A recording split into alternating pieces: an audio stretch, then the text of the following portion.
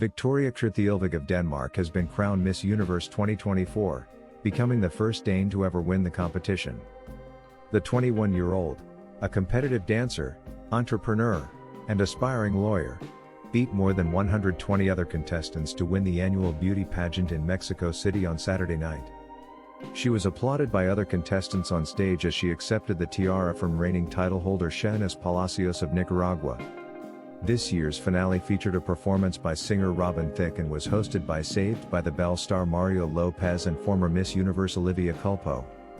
The glitzy pageant began with contestants being narrowed down to a short list of 30, based on the results of Thursday's preliminary event, which included a flamboyant national costume contest. The semi-finalists then paraded in swimwear, before 12 of them advanced to an evening gown contest. The final 5 contestants later faced questions on a range of topics, including leadership and resilience.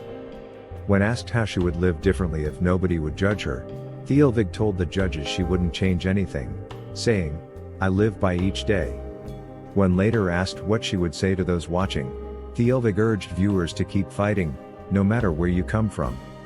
"I stand here today because I want to change, I want to make history, and that's what I'm doing tonight," she said. Chidima Adetshina of Nigeria finished as first runner-up and Maria Fernanda Beltran of Mexico was named second runner-up. Sushata Quangri of Thailand and Elena Marquez Pedroza of Venezuela followed, with Pedroza, a 28-year-old mother, making history in the top 5 after the competition removed several restrictions in recent years. This year marked the first time in Miss Universe's 72-year history that women aged over 28 were permitted to enter. More than 24 of the finalists were older than would have been allowed in previous years, with Malta's Beatrice Joy becoming the first and only woman in her 40s to reach the grand finale. The age limit's removal came amid growing calls for the pageant to modernize.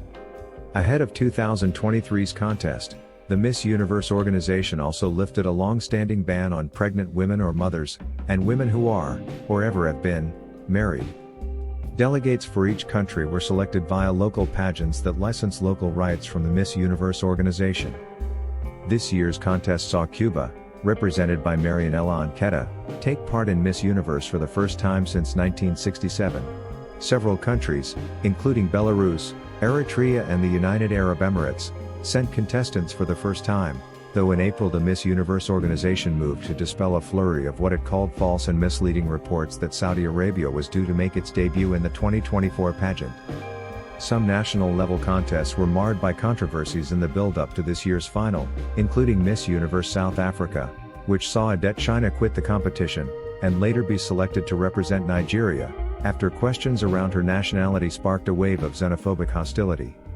Last December, the director of the Miss Universe Nicaragua contest, Karen Celebrity, resigned just weeks after Palacios took the crown, amid charges of conspiracy and treason.